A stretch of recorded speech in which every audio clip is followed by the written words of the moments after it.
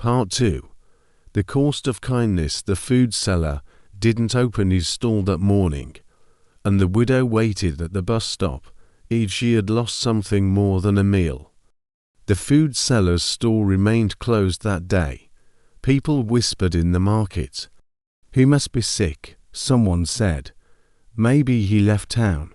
But the widow didn't move. She sat in her usual place, clutching her shawl, staring at the empty space where the stall usually was.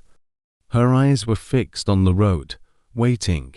Every passing car made her flinch, as though she expected him to appear at any moment.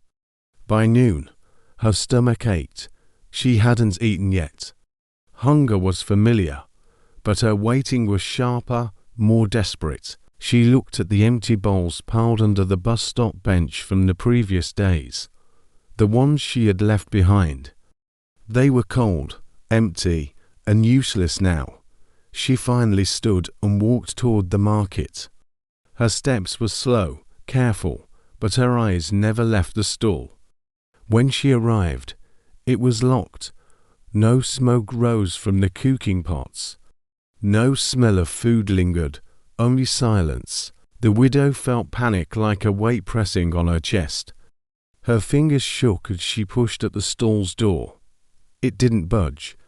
She pressed her face against the iron sheet and whispered his name over and over. "Please, come back, please." But the market went on around her.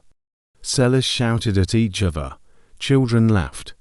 The normal sounds of life continued, unaware of her fear. Night came, and still, the food seller did not appear.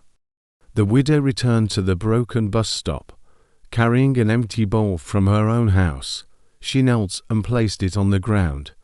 She whispered prayers that sounded like pleading, begging for someone to feed her hunger, for someone to care.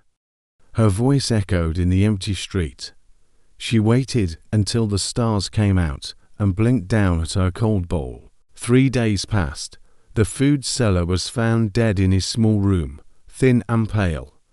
No marks on his body, no sign of violence. Just a bowl beside his bed, still warm from the last meal he had cooked. People said it was sad. They said he had worked so hard, given too much, and the grief of others had drained him. The widow didn't hear the news. She was at the bus stop, shivering in the cold, staring at the empty street, clutching the bowl that would not fill her. Then, slowly, something changed. Every morning, a bowl of food began appearing at the bus stop. Fresh, warm, and steaming. No one saw who brought it. The widow ate now, slowly, carefully. Her face gained a little color. She straightened her back. For the first time in weeks, her hands stopped shaking, but her eyes, they stayed wide, watchful, like she remembered every wrong the world had done to her. People in the market began noticing small things. Those who ignored the hungry felt uneasy. A seller who refused to give leftovers to a child felt weak and dizzy while closing his shop. A man who avoided a homeless woman at night couldn't sleep, dreaming of empty bowls. Rumors spread. Some whispered that kindness never truly left. It returned in ways no one expected. Some said the food seller had left part of himself in every bowl he gave, and now the memory of care carried weight. The widow continued to sit at the bus stop, watching the road. She smiled sometimes when she ate, but her eyes stayed sharp. She had learned something the market had not. Food was not just a meal, and care was not just a kindness.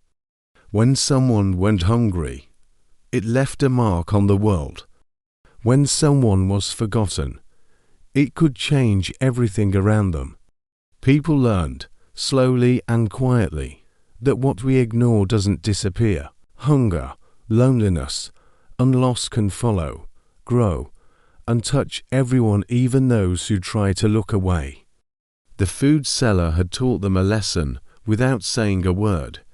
The widow ate her meal that morning. She looked at the street, and a quiet truth settled in her. Some kindness costs more than we realize. But the cost of ignoring it could be even higher. And every morning the bowl appeared, waiting, warm, reminding the living of the hunger they could not see and the care they could not forget. The end. Thanks for watching.